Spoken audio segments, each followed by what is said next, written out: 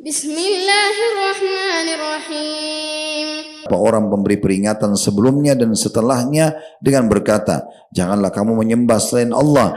Aku sungguh khawatir nanti kamu ditimpakan azab yang besar. Dari sini ada sebuah poin penting menggambarkan tentang wilayah mereka, itu wilayah bukit-bukit pasir.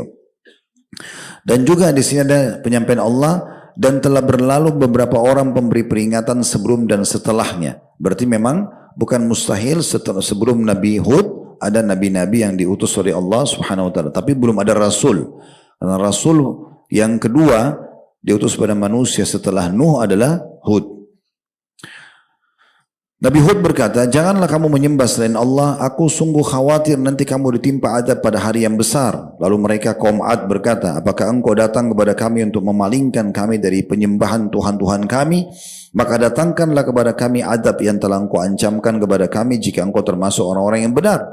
Hud berkata alaihissalam, sesungguhnya ilmu tentang datangnya azab itu hanya pada Allah, dan aku hanya menyampaikan kepadamu apa yang diwahyukan kepadaku.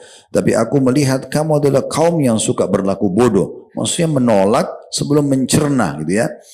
Maka ketika mereka melihat azab itu berupa awan yang menuju ke lembah mereka, tadi sudah kita sebutkan nama lembahnya Mughith ya.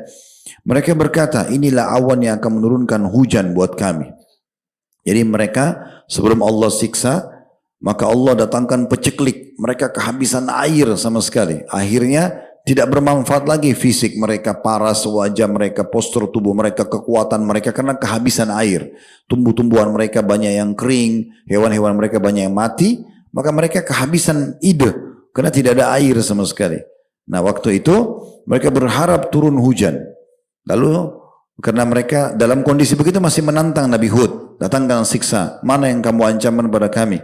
Nabi sudah ingatkan, ini sudah peceklik loh, ini peringatan dari Allah, mereka nggak mau dengar. Maka Allah datangkan awan yang mirip seperti awan mendung ya. Mendung persis begitu kayak mau turun hujan, biasa gelap langit. Nah mereka bilang, ini hujan sudah mau turun buat kami. Maka Allah mengatakan, bukan, tetapi itu adalah azab yang kamu minta agar disegerakan datangnya, yaitu angin yang mengandung azab yang pedih, yang menghancurkan segala sesuatu dengan perintah Rabb-nya, sehingga mereka kaum Ad menjadi tidak tampak lagi di bumi kecuali hanya bekas-bekas tempat tinggal mereka. Demikianlah kami memberi balasan kepada kaum yang berdosa. Nanti ini juga akan kita jelaskan tentang bagaimana Nabi SAW kalau melihat awan, beliau khawatir sekali. Pokoknya kalau sudah mendung, sebelum turun hujan Nabi gelisah sampai hujan turun. Karena beliau khawatir sekali, jangan ini ancaman seperti yang datang kepada kaum Ad. Nanti akan kita jelaskan itu. Kita selesaikan dulu sisa beberapa ayat di mana Allah menggambarkan tentang kaum Ad ini. Di antaranya surah Az-Zariyat, surah nomor 51, 2 ayat 41 sampai 42. Wa fi 'adin id arsalna 'alaihimur rihal aqim ma tadharu min syai'in atat 'alaihi illa ja'alathu karramim. Dan juga kenanglah kisah kaum Ad ketika kami kirimkan kepada mereka angin yang membinasakan. Angin itu tidak membiarkan suatu apapun yang dilandahnya, bahkan dijadikannya seperti serbuk. Semuanya hancur dengan angin itu. Demikian pula Allah gambarkan dalam surah An-Najm, surah nomor 53, di 5 ayat, 50 sampai 55.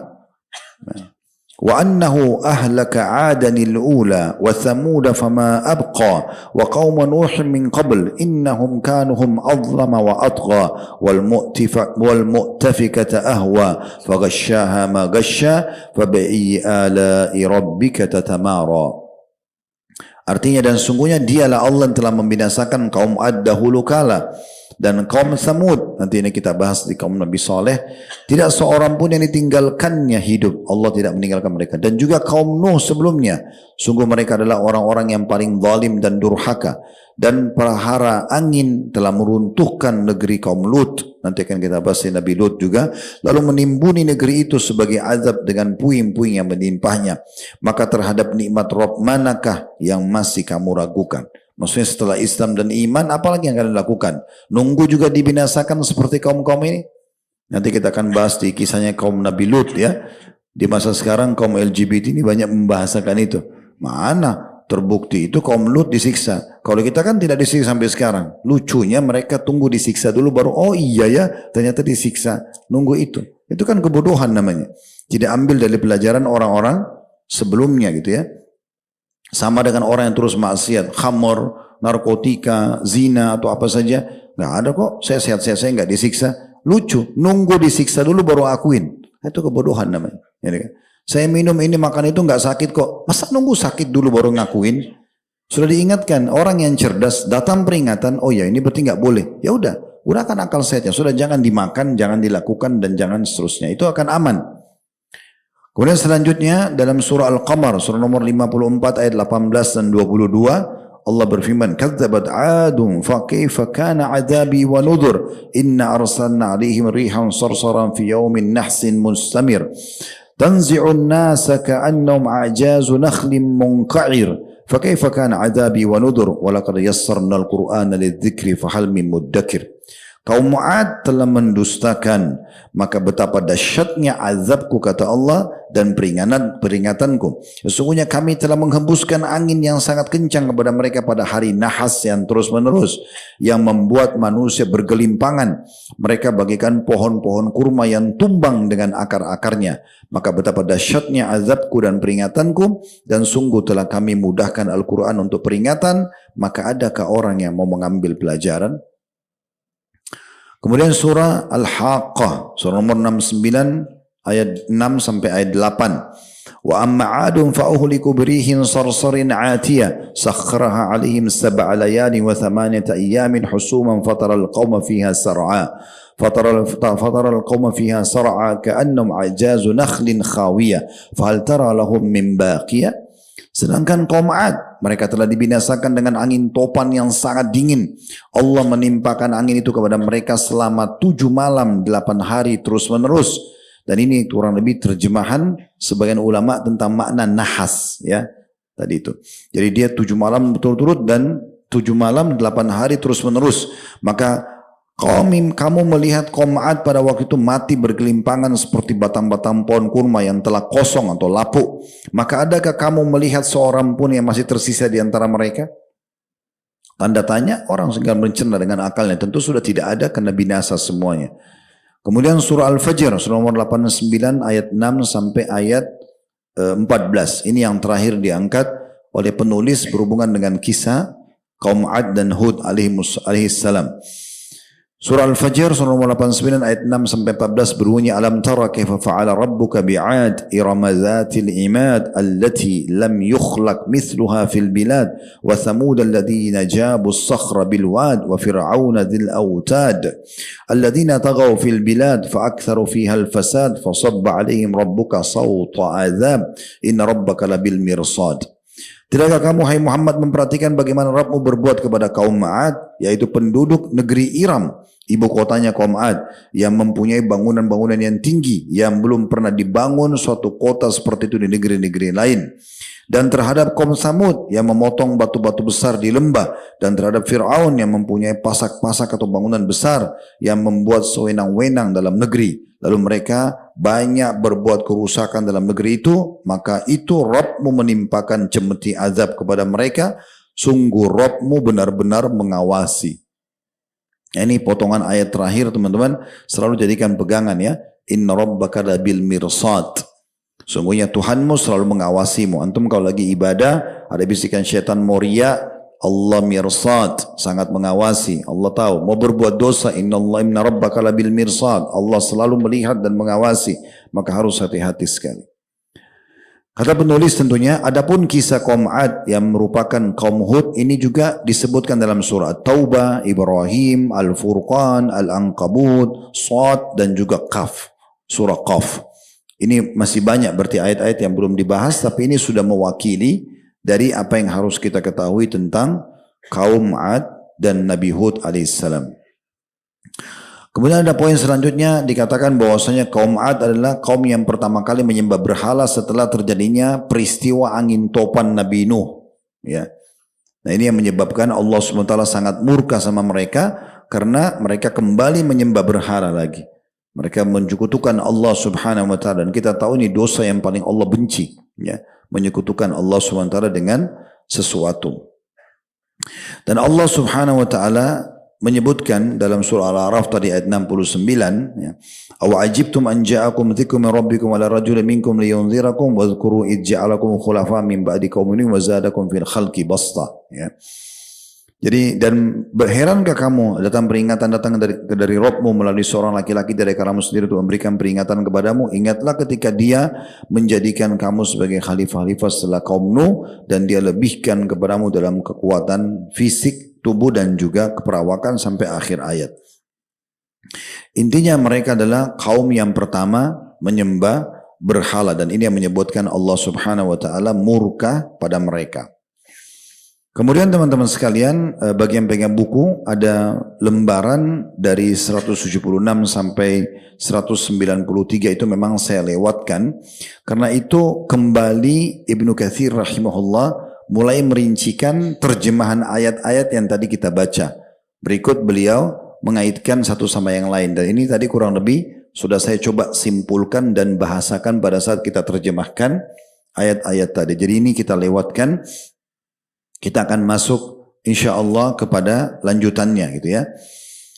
Dan kita akan masuk di sini teman-teman sekalian tentang masalah di poin selanjutnya, kebinasaan kaum 'Ad dan turunnya malapetaka kepada mereka.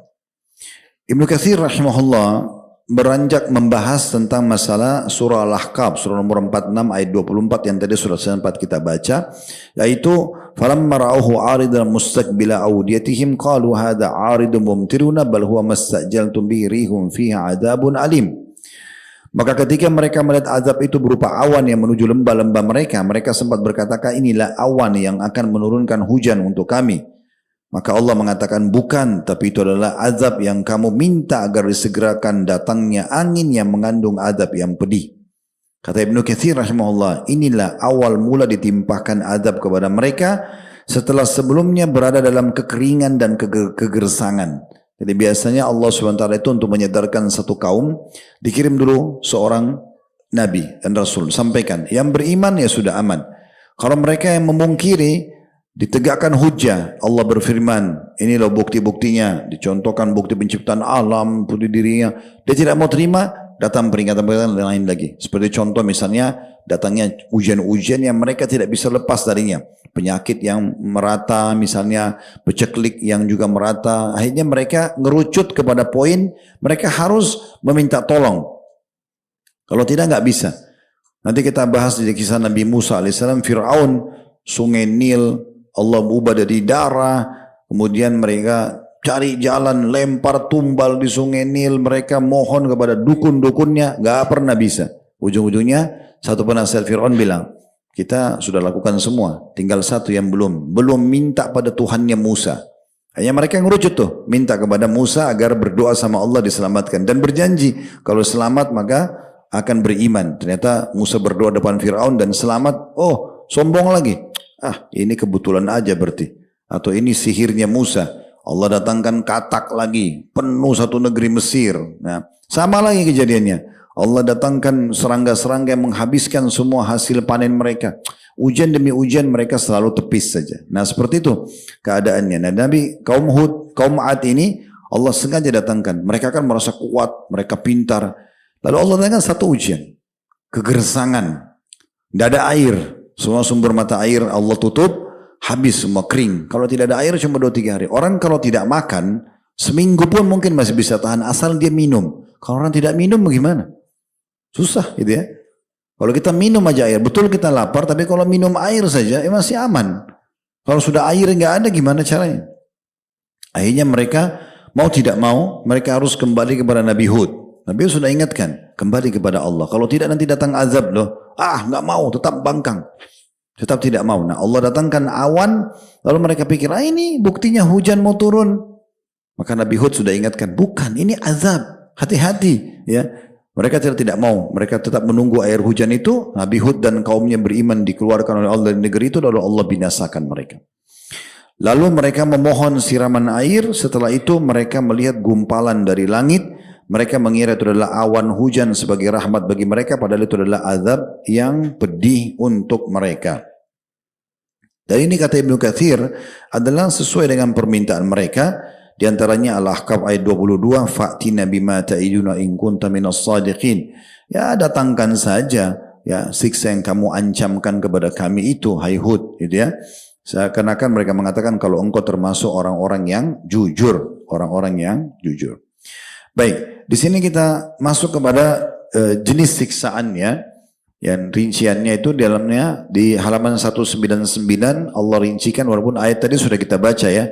Tapi di sini dikerucutkan oleh Ibnu Katsir, surah Al-Haqqah ayat 7, surah nomor 69, sakharaha alaihim sab'a layali wa thamaniyati ayyamin husuma fataral qauma fiha sar'a ka'annahum a'jazu nakhlin khawiyah. Allah menimpakan angin itu kepada mereka selama 7 malam 8 hari terus menerus. Maka kamu melihat kaum Ad pada waktu itu mati bergelimpangan seperti batang-batang pohon kurma yang telah kosong ataupun lapuk. Mungkin ada yang berkata, Ustaz kenapa enggak sehari aja? Allah subhanahu wa ta'ala ingin menunjukkan pada mereka ya, sehingga mereka bukan